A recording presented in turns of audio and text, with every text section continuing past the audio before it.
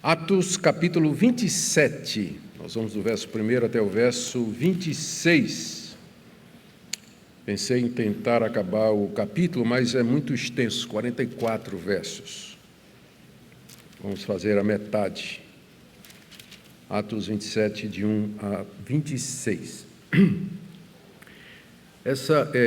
Isso aqui nós temos o início de uma daquelas passagens que a gente pergunta o que é que está fazendo na Bíblia. Porque é só registro de geografia, navegação, o clima no tempo do Antigo Oriente, enfim, que a gente pergunta assim, Deus, por que isso está aqui na Bíblia? Né? Que são, na verdade, aqui começa no verso 27, mas vai o verso 28, também narrando o chamado naufrágio do apóstolo Paulo. E eu acredito que um dos objetivos de Deus, nós vamos ver isso ao final, é mostrar como, primeiro, que a inspiração bíblica, ela se estende a todos os detalhes que a Bíblia traz. Segundo, que não existe nada que aconteça que esteja fora da providência e do alcance da vontade de Deus. E terceira coisa é que, através de meios naturais, como nós iremos ver, do conhecimento e de pessoas que nem crentes são, Deus dirige o rumo da história em direção àquilo que Ele planejou desde a fundação do mundo. Estas são algumas das lições que a gente pode tirar do que parece ser um texto meramente informativo. A gente procura aqui alguma coisa mais espiritual e parece que não há, quando na verdade o texto é profundamente espiritual. E eu diria que o que nós temos aqui equivale a genealogias do Antigo Testamento. Lembra aquela vez que você começou a ler o Antigo Testamento, se deparou com genealogia e disse, rapaz, por que é que isso está aqui? Não é? Aí deu vontade de parar logo ali em Êxodo. Números, então, né? Mas tinha um propósito bem claro e definido, bem como também esse relato que nós temos aqui. Vamos começar revendo o que nós já vimos até agora no capítulo anterior, nos capítulos anteriores. Paulo tinha sido feito prisioneiro, tinha sido levado para Cesareia sob acusação dos judeus, tinha apelado para César, mas os governadores que passaram lá pela fortaleza de Cesareia não atenderam o pedido dele durante algum tempo. Primeiro Félix e depois Festo. O rei Agripa II, que era o rei dos judeus, ele era o que mandava na província da Judeia e da Cilícia, por isso que Paulo ia ser julgado por ele, porque estava sob a jurisdição do rei Agripa II. O rei Agripa II se interessa pelo caso de Paulo, pede uma audiência particular para ouvi-lo. Paulo começa a falar de como ele era fariseu, como ele se converteu e recebeu a comissão de pregar o evangelho aos gentios. E à medida que ele está falando de como Jesus lhe mandou pregar o evangelho aos que não eram judeus, Festo, que, embora não fosse judeu, ele era próximo, aparentado, provavelmente idumeu, mas conhecia bem as questões judaicas, ele interrompeu Paulo e disse, Paulo, você está doido, de tanto você estudar, você perdeu já a noção das coisas. E Paulo disse, não estou doido não, pergunta aí ao rei Agripa. Agripa é um versado nessas coisas, ele, inclusive, casado com Berenice, uma judia, né? Ela vai saber dizer essas coisas aí, se elas são verdadeiras ou não.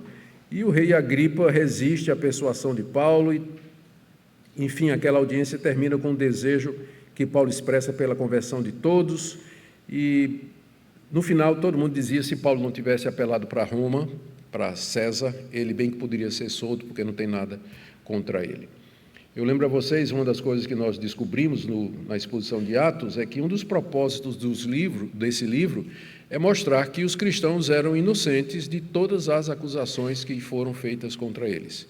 Tem vários casos de acusações contra os cristãos narradas aqui no livro de Atos, e em todas elas os governantes romanos dão ganho de causa aos cristãos, contra os judeus.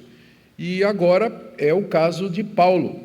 uma das razões pelas quais a gente tem esse detalhe a respeito da prisão de Paulo e a ida dele a Roma, é para mostrar que em todas as instâncias todo mundo reconheceu que não havia crime nenhum, Paulo não tinha cometido crime nenhum. Isso aqui era muito importante, gente, porque quando o livro de Atos foi escrito, Paulo estava em Roma e as perseguições contra os cristãos estavam próximas a começar. E era preciso ter um documento histórico que demonstrasse que, desde o início, o cristianismo suportou todas as acusações feitas contra ele e se provou inocente.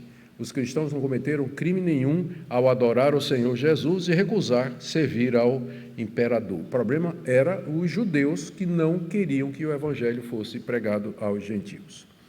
Mas aqui no capítulo 27 nós temos o relato de quando finalmente Festo decide enviar Paulo a Roma, conforme ele havia apelado. Versos 1 e 2, nós temos o relato de Paulo embarcando no navio para Roma, que nós vamos ler agora. Quando foi decidido que devíamos navegar para a Itália, entregaram Paulo e alguns outros presos a um centurião chamado Júlio, do batalhão imperial. Embarcando no navio de Adramítio, que estava de partida para costear a província da Ásia, fizemo-nos ao mar, indo conosco Aristarco, um macedônio de Tessalônica. Bom, aqui vemos como finalmente Festo decidiu enviar Paulo a Roma para ser julgado por Nero, conforme ele havia pedido. Era cidadão romano, tinha o direito de pedir isso aí. Note que a essa altura, Lucas já tinha se juntado a Paulo, porque a partir do verso 1 muda, não é mais na terceira pessoa, ele, Paulo disse, Paulo fez, Paulo foi. A partir de aqui nós fomos, nós ouvimos, nós acompanhamos, quer dizer, é a dica de que Lucas entrou na história. Então, na hora que soube que Paulo estava de partida para a Itália, então Lucas dá um jeito de fazer parte da companhia que vai com Paulo.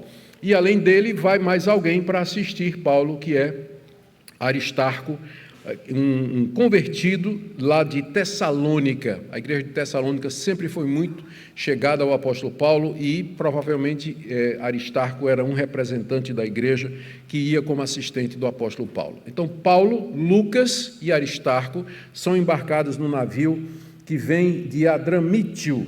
Adramítio era um navio costeiro pequeno que iria passando. É como a gente pega um ônibus daqui para... Sabe aqueles ônibus pinga-pinga, não é?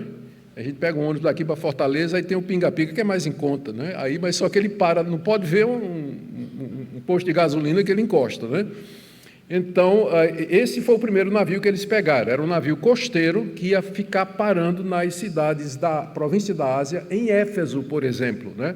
Uma das paradas certamente deveria ser lá em Éfeso. Adramítio é uma cidadezinha que vinha a noroeste, perto de Troas e Pérgamo, que a gente já falou em outras ocasiões. Bom, quem ficou encarregado de cuidar de Paulo era um oficial chamado Júlio, um centurião.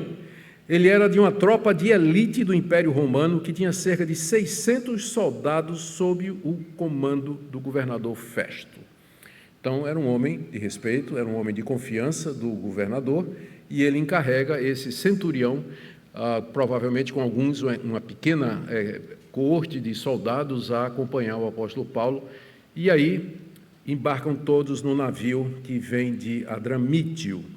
E dessa forma o Senhor começa a cumprir sua palavra a Paulo, quando apareceu a Paulo e disse: convém que você vá a Roma dar testemunho de mim. Aqui é o começo do cumprimento dessa promessa, muito embora Paulo não tinha a menor ideia de como isso haveria de acontecer. Na misericórdia de Deus, ele provê amigos para o apóstolo e, como nós veremos mais adiante, o centurião é uma pessoa bondosa, que vai ser instrumento de Deus na vida do apóstolo Paulo. Então, essa é a primeira parte, um embarque para Roma, nesse navio costeiro. Depois nós lemos um relato preciso dado por Lucas dos perigos e as dificuldades da viagem. Começando aí do verso 3 até o verso 20, nós vamos ler algumas partes, né? É graças à presença de Lucas na equipe que nós temos o relato do que é considerado um dos maiores registros de naufrágio dos tempos antigos. Não tem na literatura nada parecido com isso, em termos de detalhe, de minudências, de precisão. Houve um tempo em que o livro de Atos era desacreditado pelos críticos, achavam que era alguma coisa feita no século II e que não tinha nada de histórico ou confiável nele. Era uma produção da igreja do século II que procurou unir as vertentes de Paulo e Pedro, que estavam em conflito no século I. Aí um cético chamado William Ramsay, ele era um arqueólogo, ele era agnóstico, e ele então resolveu verificar a exatidão do livro de Atos e empreendeu diversas viagens por todos esses lugares aqui narrados no livro de Atos. E o homem se converte no final da história e, em vez de crítico, ele se torna defensor da historicidade do livro de Atos, e isso representou uma mudança nos estudos neotestamentários. Verificou-se que Atos, de fato, é um livro que está ancorado no século I, e quem quer que escreveu tinha que morar no século I para ter acesso a todas essas informações e detalhes que nós encontramos aqui. E é graças a ele, então, a Lucas, que nós temos o registro preciso da viagem de Paulo. Ele registra as dificuldades. Em primeiro lugar, os ventos contrários, que começaram na ilha de Chipre, aí do capítulo 27, 3 a 6. No dia seguinte, chegamos a Sidom. Júlio, tratando Paulo com humanidade, permitiu que ele fosse ver os amigos e obter assistência. Partindo dali, navegamos ao abrigo da ilha de Chipre, porque os ventos eram contrários. E, tendo atravessado o mar ao longo da Cilícia e Panfilha, chegamos a Mirra, na Lícia. Nesse ponto, o centurião encontrou um navio de Alexandria, que estava de partida para a Itália, e nos fez embarcar nele. A viagem foi bem até Sidom, como nós lemos aí no verso 3. Sidom era um lugar onde o evangelho já tinha passado. Isso está no capítulo 14 do livro de Atos, quando Paulo sai de Antioquia, junto com Barnabé e uma equipe, para ir até Jerusalém, para participar daquele concílio do capítulo 15, que trata da questão dos gentios na igreja. E no caminho, eles passaram pela costa da Fenícia, onde está Tiro e Sidom. E diz lá que eles acompanharam, receberam Paulo com muita alegria, a caminho de Jerusalém. Então, Paulo já tinha amigos ali, já tinha igrejas ali naquela região de Sidom, plantadas depois do dia de Pentecostes. E ali foi que Júlio permitiu que Paulo desembarcasse juntamente com sua equipe e passasse um dia ou dois ali com os crentes de Sidom, recebendo assistência e tudo aquilo que ele precisava para ver os amigos e continuar. E de lá eles tiveram de mudar o rumo e costear a ilha de Chipre pelo norte, para se livrarem dos ventos contrários que vinham do oeste. Você tem que olhar um mapa para entender o que é que o Lucas está dizendo aqui. É muito fácil, né? Em vez de ir assim, eles tiveram que ir assim, né? Porque se eles fossem assim, pegaria vento de frente.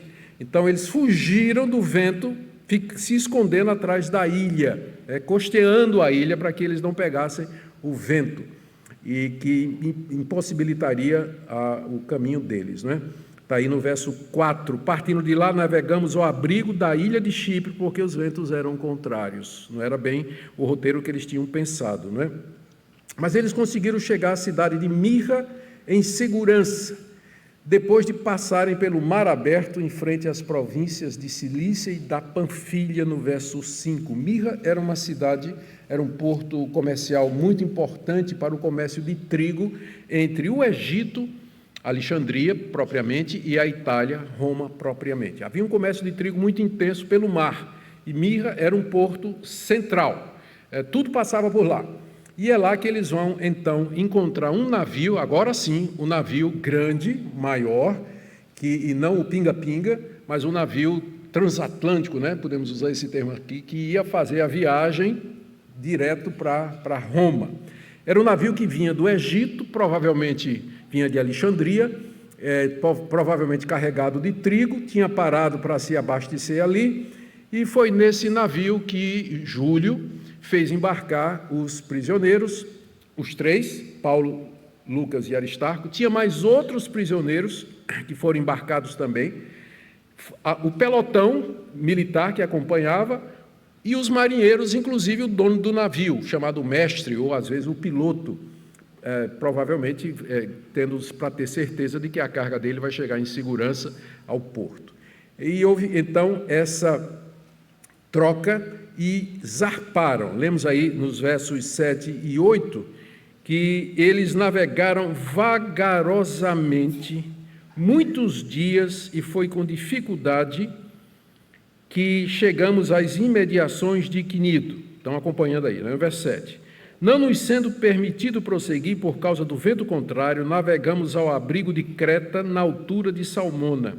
Costeando a ilha com dificuldade, chegamos a um lugar chamado Bons Portos, perto do qual estava a cidade de Lazéia.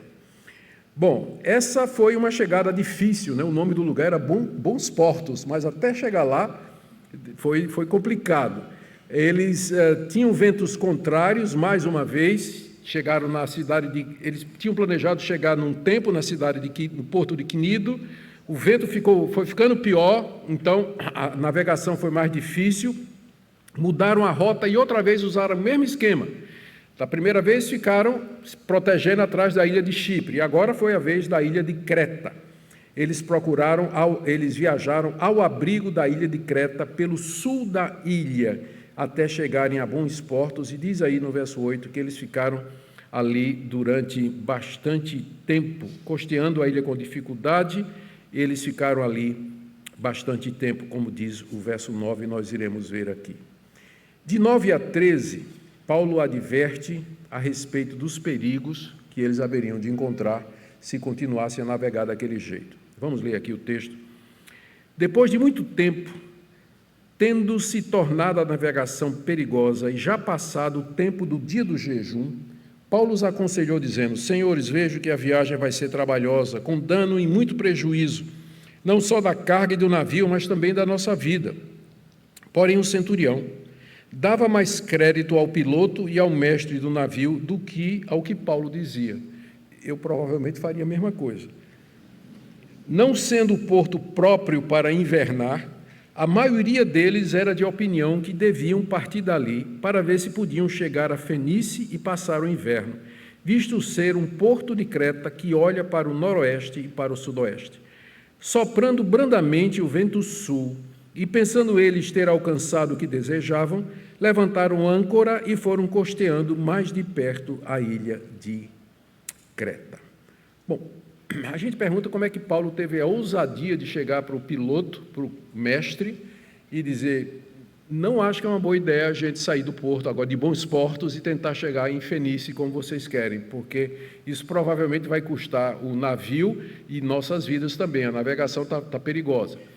Por que Paulo teria dito isso? Algumas razões. Primeiro, não era a primeira vez que ele tinha naufragado. Se você ler o texto lá de 2 aos Coríntios, eu tenho um texto aqui, 2 Coríntios 11, 25, no relato dos sofrimentos dele pelo Evangelho, ele diz que tinha naufragado 3 vezes. Então, se tinha alguém naquele barco que entendia de naufrágio, era o apóstolo Paulo. Ele tinha passado 3 vezes por uma situação em que o navio afundou. Ele, portanto, quando ele diz: eu acho que se a gente viajar agora, o navio vai se perder e a gente também, não foi revelação, mas foi experiência. Não foi experiência, porque, pasmem, Deus tem outras maneiras de nos guiar, a não ser através de revelação direta. Embora aqui nesse texto você vai ver as duas coisas juntas. A experiência de Paulo, né, dizendo: olha, eu sei por experiência que não é bom a gente viajar aqui, e mais adiante, quando tudo parece perdido, a revelação direta através de um anjo que Jesus Cristo mandou, mostrando que o nosso Deus, Ele soberanamente se revela, nos guia da maneira como Ele quer e quando Ele quer, e que não faz sentido você querer colocar Deus numa caixinha e dizer para Ele que Ele só pode falar com você de uma forma, tá? Você está se referindo ao Criador, Todo-Poderoso, o Senhor do Universo. Ele fala com você do jeito que Ele quer. Se Ele quiser nunca lhe dar alguma coisa direta e guiar a sua vida pela providência, pelos fatos, pela experiência, pelos conselhos, Ele vai fazer isso. Vai fazer isso. Se Ele quiser fazer diferente, Ele é Senhor. Ele pode fazer o que Ele deseja. Amém? Amém. Paulo já tinha naufragado 3 vezes, é a primeira razão. porque ele se arvorou de dizer que não estava na hora de partir dali. Segundo, eles já tinham perdido muito tempo em bons portos, diz o início do verso 9, né? Passado muito tempo. E terceiro, a navegação tinha se tornado perigosa, e Paulo sabia disso porque o dia do jejum já tinha passado. O dia do jejum é a mesma coisa do dia da expiação. Esse jejum é o único jejum do Antigo Testamento prescrito na lei de Moisés. Quando o fariseu da parábola diz que ele jejuava 3 vezes por semana, aquilo era invenção dos fariseus, jejuar 3 vezes na semana, porque a lei de Moisés só tinha um jejum obrigatório para o judeu durante o ano, que era no dia da expiação, ou Yom Kippur. E era assim que o judeu marcava o tempo. Eles sabiam que o dia da expiação, e com ele o dia do jejum, marcava o início do outono. E em seguida o que vinha? Inverno estava chegando. E com o inverno as tempestades. Então Paulo, que acompanhava o calendário judaico, ele sabia que o outono estava chegando, né, estava passando, e que o inverno se aproximava. Por isso que ele sabia que a navegação ia se tornar perigosa. Por isso ele teve essa coragem, não é, de chegar lá para os peritos e dizer. Tudo isso levou Paulo a advertir Júlio, o piloto e o mestre do navio, de que a navegação seria perigosa. Verso 10: Senhores, vejo que a viagem vai ser trabalhosa, com dano e muito prejuízo, não só da carga e do navio, mas também da nossa vida. Bom, mas o Júlio, naturalmente, a gente não pode culpar Júlio por isso, né? Confiava muito mais na perícia e na experiência do piloto e do mestre, e achava que eles deveriam sair. Eles achavam que ainda dava tempo de sair de bons portos e ir até, antes do inverno chegar, ir até o porto de Fenice, que ficava a 64 quilômetros, mais ou menos, de distância. Era um porto bem localizado e eles poderiam passar o inverno ali. Então é como quem diz assim, ó, vai que dá. Sabe como é? Tem aquela janela, né? Tem aquela janela. E aí o piloto e o mestre disseram, não, nós vamos que vai dar. Paulo disse, não vai. Mas eles disseram, não, tem uma janela, dá. Se a gente sair agora, vamos aproveitar bom tempo e vamos sair. E de repente, né, verso 13, soprando brandamente o vento sul, o vento mudou, tudo parecia que ia dar certo. O vento agora estava a favor deles, mudando o vento sul, e pensando eles ter alcançado o que desejavam, que era um clima favorável, ventos favoráveis, levantaram âncora e foram costeando mais de perto a ilha de Creta. Tudo parecia beleza, não é? Ia dar certo, eles iriam chegar lá. Mas aí nós lemos a partir do verso 14, e vamos até o verso 20, que as coisas não aconteceram como planejado e descrito. 14 em diante. Entretanto, não muito depois, desencadeou-se do lado da ilha um tufão de vento chamado Euroaquilão. O navio foi arrastado com violência e sem poder resistir ao vento. Cessamos a manobra, olha o plural aí do Lucas, não é? Cessamos a manobra e nos fomos deixando levar, passando ao abrigo de uma ilhota chamada Cauda. Com dificuldade conseguimos recolher o bote. Tendo içado o bote, os marinheiros usaram de todos os meios para reforçar o navio com cabos de segurança. E temendo que fossem calhar nos bancos de areia de Sirte, desceram as velas e foram à deriva. Açoitados severamente pela tormenta, no dia seguinte começaram a jogar a carga ao mar. No terceiro dia, nós mesmos, com as próprias mãos, lançamos no mar a armação do navio. E não aparecendo já havia alguns dias nem sol nem estrelas, caindo sobre nós grande tempestade, dissipou-se afinal toda a esperança de salvamento. O que é que nós temos aqui? Temos aqui que antes de chegar em Fenice, eles foram apanhados, o vento primeiro começou soprando legal, estava bom, o vento sul, favorável, todo mundo no navio, vamos embora, levantar a âncora. Lá vai o navio, lá alexandrino, no rumo, bonito. Aí, de repente, cai sobre eles uma grande tempestade, por aquilo que Lucas chama aqui de um tufão. E ele designa a tempestade como Euroaquilão. Tem alguns manuscritos antigos que não têm esse termo, mas aqui os preferidos pela nossa tradução adotaram o nome Euroaquilão. Outros traduziram como vento nordeste, que era o oposto do vento sul. Então, o vento nordeste veio com toda a força. Esse vento aqui, esse tufão, ele era muito conhecido dos marinheiros com outro nome, Gregali. E era uma tempestade mortal que acontecia durante o inverno ali no mar Mediterrâneo. E eles foram apanhados em cheio pelo Euroaquilão, o vento nordeste. Não sei por que esse nome, né? Um vento tão destruidor como esse aí, né? Mas o nordeste pegou o navio de frente, de lado mais propriamente, e aí o que é que aconteceu? Lemos no verso 15 que o navio ficou completamente à mercê das ondas e dos ventos e foi empurrado para mar aberto, que era uma coisa que eles não queriam, porque o segredo naquela época era você navegar o mais próximo possível perto da costa. Porque se acontecesse alguma coisa, a costa estava ali pertinho, dava para baixar um bote, enfim. E a última coisa que eles queriam é ser empurrado para mar aberto, né? Aí não tinha socorro, não tinha outros navios passando, não tinha absolutamente nenhuma providência que salvasse no caso de um desastre. E aí o Euroaquilão empurrou o navio alexandrino para o mar aberto. E aí Lucas registra aqui as providências que os marinheiros tomaram para evitar o naufrágio, a partir do verso 16. Primeiro, recolheram o bote salva-vidas do navio, porque a primeira coisa que eles fizeram foi isso daí: pega o bote salva-vida, põe dentro do navio, porque se acontecer alguma coisa que a gente perde esse bote, perdeu-se a última esperança que nós temos, né? Se o navio for afundar, pelo menos nós temos o bote, então guarda o bote, que é a nossa esperança. Então a primeira coisa que eles fizeram foi puxar o bote e botar para dentro do navio, com medo de perdê-lo, né? Depois isso foi depois de passar ao sul de uma ilhota chamada Cauda, tentando escapar do vento. Eu não estou querendo chamar de cauda por motivos óbvios, né? Por isso chamo de Cauda, já que não é um L, é um U. Então vamos lá. Segunda precaução dos marinheiros, verso 17, foi reforçar o navio com cabos de segurança. O navio era de madeira encaixada uma na outra, tinha toda uma armação de madeira. Já era praxe que o navio andava, assim como a gente anda com extintor de incêndio, andava com extintor de incêndio, era obrigatório quase.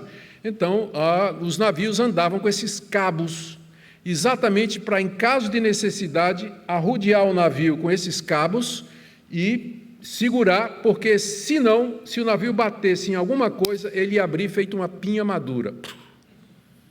Então, para manter o navio fechadinho, ele era amarrado com esses cabos extras para reforçar a segurança. O medo deles é que eles estavam sendo empurrados para uma região chamada Sirte, que a gente sabe hoje fica no litoral da Líbia. Olha os detalhes de Lucas, né? Fica no litoral da Líbia e era famosa pelos bancos de areia. O navio que chegasse ali, ele ia bater no banco de areia e ia naufragar. E os marinheiros sabiam disso, não queriam ir para lá.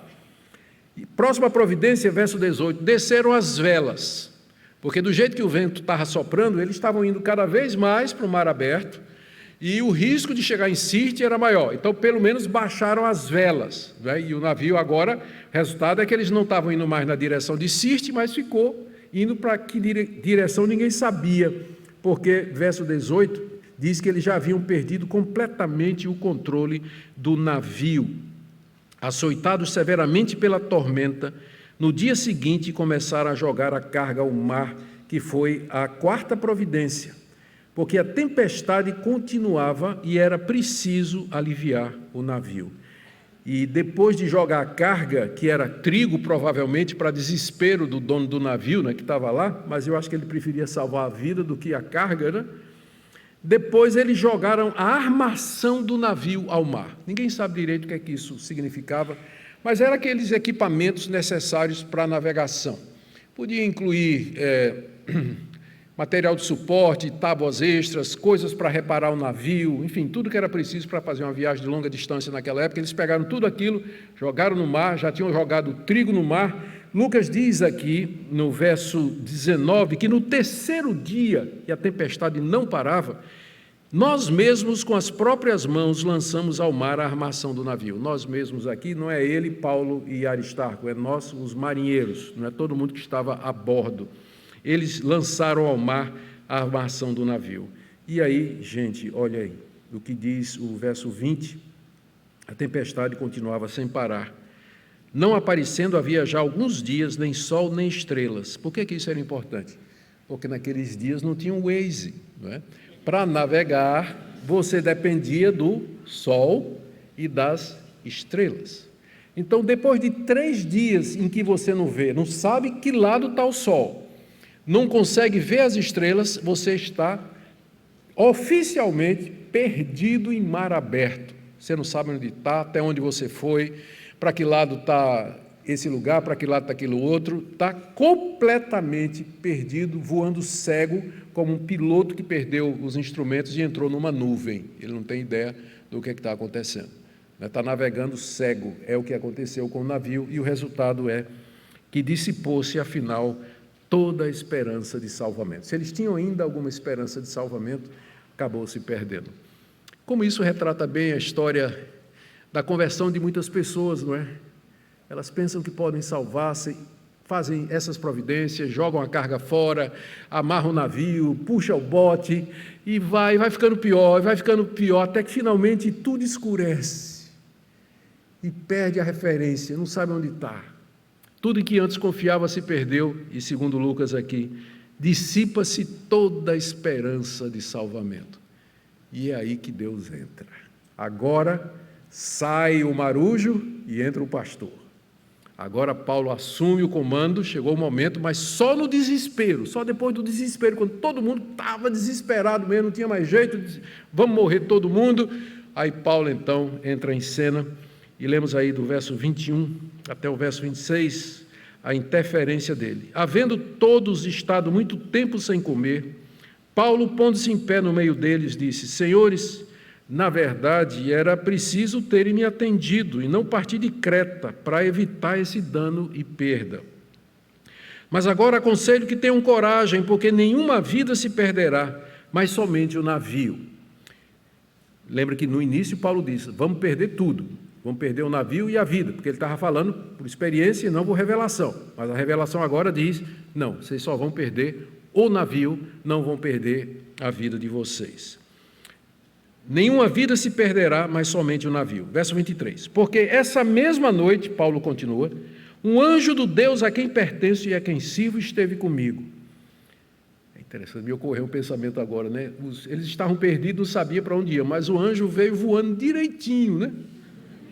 Passando assim pela nuvem, tudo escuro, e o anjo no rumo, não errou, aterrissou lá no navio, bateu na porta de Paulo, né? Teve uma conversinha com ele, dizendo: Paulo, não tenha medo, é preciso que você compareça diante de César. Eis que Deus, por sua graça, lhe deu todos os que navegam com você. Agora Paulo falando: portanto, senhores, tenham coragem, pois eu confio em Deus que tudo vai acontecer conforme me foi dito. Porém, é necessário que sejamos arrastados para alguma ilha. Note que Paulo entra em cena quando todo mundo havia perdido o ânimo de comer e de viver. E naquele estado eles estavam mais abertos para ouvir o que Paulo tinha a dizer. No primeiro episódio que Paulo advertiu, não quiseram ouvir, mas agora estavam prontos a escutar o que Paulo tinha a dizer. A providência de Deus, irmãos, sabe exatamente a melhor hora de falar com a gente. Às vezes a gente gostaria que Deus respondesse logo, mas Deus diz: espera aí, você não está pronto para me ouvir não, vai sofrer mais um pouquinho, vai demorar mais um pouquinho, você ainda está confiando muito em você, eu quero que você desista de você. Quando você desistir de você, então você estará pronto para aceitar a minha ajuda e a minha direção. E é exatamente o que nós estamos vendo aqui. Primeiro, Paulo os repreende por não terem dado ouvidos ao que ele tinha falado antes, não como quem diz assim: olha, bem que eu disse, não é? Não é dessa forma não, mas é para despertar a atenção deles e ganhar a submissão deles, dizendo: olha, eu acertei na primeira vez, então me ouçam o que eu tenho para dizer para vocês. Em seguida ele relata a visão que ele recebeu através de um anjo, e que, portanto, todos deveriam tomar coragem e ânimo eles iriam perder o navio, de fato iriam, mas ninguém perderia a vida segundo a mensagem de Deus.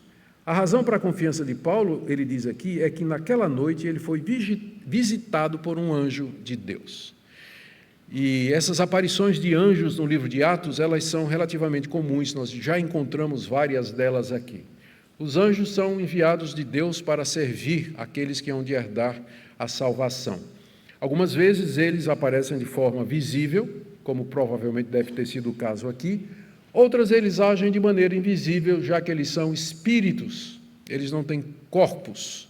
E toda vez que eles aparecem, é sempre em forma humana. Toda vez que eles se manifestam fisicamente, é sempre na forma humana. As exceções são as aparições e visões, como por exemplo Isaías capítulo 6, que Paulo vê os serafins, e aí Isaías dá uma descrição extraordinária daqueles seres, né, serafins, estavam por cima e por baixo do trono. No livro de Apocalipse também há descrições terríveis de como são os anjos, mas toda vez que eles aparecem para trazer uma mensagem de Deus, que eles tomam uma forma, é como se fosse uma pessoa. E interessante, eles sempre falam a língua da pessoa, não é? Em vez de falar angeliquez. Então, se existe língua dos anjos, eu não sei qual é, porque toda vez que eles aparecem, eles falam a minha língua. Fala a sua, fala de Paulo, né? Fala grego, fala hebraico e todas essas línguas aí. Mas eu não devia estar falando nisso agora, né? Não. Mas o anjo traz a palavra de Deus. E o mais importante aqui, que eu considero, mais importante não, o que a gente deve prestar atenção, é o que o anjo disse no verso 24. Paulo, não tenha medo, é preciso que você compareça diante de César. Logo, você não vai morrer. E Deus, na sua misericórdia, deu a você a vida dos que estão com você. O que importa é que você compareça diante de César, não Lucas, não Aristarco, não centurião Júlio, não os soldados que estão aí. Eu quero que você vá diante de César, o imperador, para pregar o evangelho para ele. Mas Deus vai dar a você a vida dos que estão com você. Ou seja, Deus vai salvar todo mundo que está no navio por conta de você.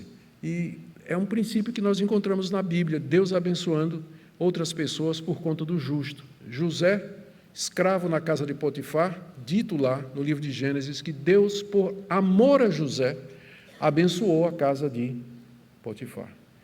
Abraão intercedendo por Sodoma e Gomorra. Senhor, se tiver 10 justos lá, o Senhor poupa a cidade? Poupo. Se tiver 10, eu poupo. Só tinha um, que era Ló. Era Ló. Só tinha um. E, no caso, não era suficiente, não é? Mas Deus estava disposto a preservar, não trazer o juízo sobre Sodoma e Gomorra por conta de justos que porventura houvesse ali na cidade. Então Deus frequentemente abençoa os ímpios e os injustos por causa do seu povo, por meio do seu povo. Aqui é um caso, a tripulação do navio salvou-se todinha por causa de Paulo, porque Deus tinha um plano para o apóstolo Paulo. Você vai chegar em Roma e você vai dar testemunho de mim perante César. E essa é a razão pela qual o navio ia se perder, mas a vida de ninguém seria perdida. Paulo tinha confiança de que isso haveria de acontecer, como ele diz aqui no verso 25, senhores, tenham coragem, eu confio em Deus e que tudo isso vai acontecer conforme me foi dito. Porém, é necessário que sejamos arrastados para alguma ilha. E a gente vai ver depois que é a ilha de Malta, na Cilícia, onde isso, perdão, não é Cilícia não, é na ilha de Malta, exatamente, ao sul da Cilícia. Muito bem, vamos agora partir para algumas aplicações para nós desse texto, né, tão empolgante, pelo menos para quem gosta de história, geografia, navegação, né? A Bíblia tem de tudo, né? Você pode ver. Por isso que eu disse, esse é um dos relatos antigos mais importante é mais importante que nós temos na literatura do Antigo Oriente. É o registro de uma testemunha ocular de um naufrágio escrito com a precisão de alguém que, além de escritor, era médico, né? Médico. Então, é um relato detalhado, como vocês viram. O que é que nós podemos aprender aqui? Primeiro, já partindo desse ponto aqui, os detalhes ricos e precisos da navegação, da geografia e do naufrágio atestam o testemunho ocular de Lucas e confirma a historicidade e a veracidade do livro de Atos. Nós não precisamos dessas coisas para receber o livro de Atos como sendo a palavra de Deus. A Bíblia se autentica. O Espírito Santo dá testemunho, através das Escrituras, de que isso aqui é a palavra de Deus. Isso é o que nós cremos. Mas se as evidências arqueológicas, históricas, da literatura antiga puderem corroborar, melhor para nós. Melhor para nós. E, de fato, aqui elas corroboram mesmo. Lucas está escrevendo o trajeto, os detalhes da navegação, bate com tudo que se sabe no mundo antigo a respeito desses itens. Portanto, isso que aqui serve não para provar, porque nós não precisamos de prova para aceitar a Bíblia como palavra de Deus, mas para fortalecer aquilo que nós já cremos, que ela é, de fato, inspirada por Deus e que ela é verdadeira em tudo que ela afirma. Segunda coisa que eu queria tirar como lição para nós aqui é que Deus, às vezes, nos permite passar por situações extremas em que tudo parece perdido antes de Ele vir em nosso socorro, que é exatamente o que aconteceu aqui. E Deus se repete nesse ponto. Ele parece que, por conta do que nós somos, essa estratégia é a que melhor funciona conosco. A gente só está pronto para ouvir Deus falar, ser guiado por Deus, quando finalmente Deus deixa que a gente quebre a cara, não só uma vez, mas duas, três, até que finalmente a gente diz, ok. Eu gosto de uma história que eu já contei aqui algumas vezes, e eu vou repetir porque eu acho que ela ilustra bem isso aqui. É aquela do famoso retiro de pastores numa granja, onde tinha um açude fundo, e que era perigoso. E todo mundo sabia disso. E os pastores lá na hora da recreação foram tomar banho, e teve um pastor mais afoito lá que começou a nadar, foi lá para o meio do açude. E lá no meio do açude ele teve cãibra e começou a gritar, pedir socorro, socorro, socorro, estava se afogando. Aí os outros pastores se reuniram à beira do açude, ficaram olhando lá. E o pastor lá, socorro, né? Socorro, batendo. Aí todo mundo olhou para o pastor João, que era campeão de natação. João, você não está vendo lá o irmão lá? Vai lá, João, tu é o melhor, tu sabe nadar melhor do que ninguém aqui. E João só olhando. E o irmão lá, né? Socorro, socorro. E João só vendo aqui, né? Aí o irmãozão lá, o pastor, duas, afundou. Afundou. Quando finalmente ele afundou mesmo, João tirou a camisa, deu 3, 4 braçadas, chegou lá, botou ele aqui e tranquilamente trouxe para a margem, sem nenhum problema nenhum. Aí a pastorzada se reuniu em torno do pastor João com raiva. Você podia ter salvado ele desde o começo, por que você esperou? Olha quanto sofrimento! João respondeu, se eu tivesse ido enquanto ele ainda tinha forças, ele iria se agarrar comigo e nós dois haveríamos de morrer afogados. Eu só poderia salvá-lo quando ele tivesse desistido de si mesmo. É exatamente assim que Deus faz com a gente. Por isso não estranhe quando você ora, Senhor, socorro, socorro. Nada, né? Deus está esperando você. Quando isso acontecer, Ele virá rapidinho no seu socorro. Terceira coisa que eu queria mostrar para vocês é como a providência de Deus age na história. Esse texto ilustra muito bem. Você tem visão de anjo, você tem experiência de marinheiro, você tem pessoa que não é crente, mas é bondosa. Você vê aqui Deus usando todos os recursos naturais e da natureza para levar os fatos a se cumprir conforme Ele desejou. Ele queria que Paulo fosse para Roma. E nada iria evitar isso aí. E para que isso acontecesse, Ele usou a abertura de Festo, finalmente mandou Paulo, usou Júlio, que era um centurião experiente, bondoso, que acabou ouvindo o apóstolo Paulo, mandou Lucas para fazer o registro de tudo isso, mandou vento empurrando o barco para o lugar que era para ir, não era, mas era, porque era a vontade de Deus. Enfim, todos os recursos naturais estão à disposição do nosso Criador. Deus pode usar tudo, qualquer coisa, Ele pode usar porque Ele é Senhor sobre tudo e todos. E, ao mesmo tempo, Ele pode mandar um anjo ele pode aparecer, ele pode se manifestar de uma maneira extraordinária, não é o comum, mas ele pode fazer isso. O que eu quero dizer é que não pense que Deus só se manifesta no sobrenatural, porque tem irmãos que pensam que se não tem sobrenatural não é Deus. Não é verdade. A maior parte da sua vida você vai viver sem o sobrenatural. A maior parte da sua vida, você não vai passar todo dia tendo visão, ouvindo vozes, a anjo lhe aparecendo, Deus falando em voz audível, isso não vai acontecer. Eu sou crente há 45 anos, pastor há 40 anos, eu não me recordo de uma vez em que um anjo apareceu para mim, talvez porque nunca aconteceu. Eu não sei, eu nunca ouvi a voz de Deus, nunca tive uma visão assim, nunca tive.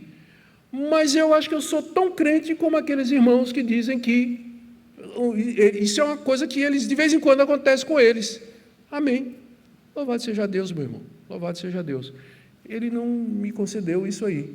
Mas, entretanto, todos esses anos, passei por situações, enfrentei dificuldades, os meus naufrágios pessoais e pastorais, desafios, aliás, tempestades pastorais e pessoais, e a graça de Deus me guiou como uma luz que brilha numa noite de tempestade onde você não vê nada. Então, não faça isso de querer julgar e condenar aqueles irmãos que não têm esse tipo de experiência que você tem. E aí, é claro, vale também para o outro lado, os reformados, não é? Eles olham para esse tipo de coisa e dizem assim, isso não pode acontecer nos dias de hoje. Eu, sinceramente, eu não estou dizendo que acontece, que não acontece. Eu estou dizendo que Deus pode fazer o que Ele faz, só que não é a maneira frequente de Deus fazer isso. Mas Ele pode fazer isso, não tem como negar. Nós não temos como, biblicamente, fechar o assunto e dizer Deus não pode, de repente, dar uma experiência extraordinária. Deus pode fazer isso, eu creio nisso. Mas eu não espero isso como normal.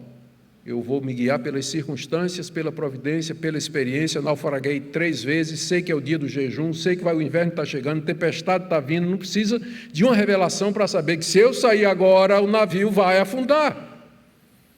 Todas essas coisas apontam para isso. Então, essa era a terceira coisa que eu queria dizer. E a última coisa eu vou referir só numa frase. Somos imortais até que Deus cumpra seu propósito em nós. Não é verdade? Paulo disse, não vai morrer ninguém, porque Deus ainda não cumpriu a vontade dele em mim. Então, até eu chegar em Roma, posso passar por dificuldade. E me lembro outra frase muito citada pelo meu sogro, Deus nunca prometeu uma viagem tranquila, somente uma chegada certa. A nossa chegada é certa, mas a viagem não é tranquila. A viagem não é tranquila. Amém? Deus abençoe vocês, os guie, ajude, pela sua providência, para que vocês possam navegar com segurança até aquele porto que nos espera além, onde o Senhor Jesus ali está para nos receber junto com todos que já foram antes de nós. Amém?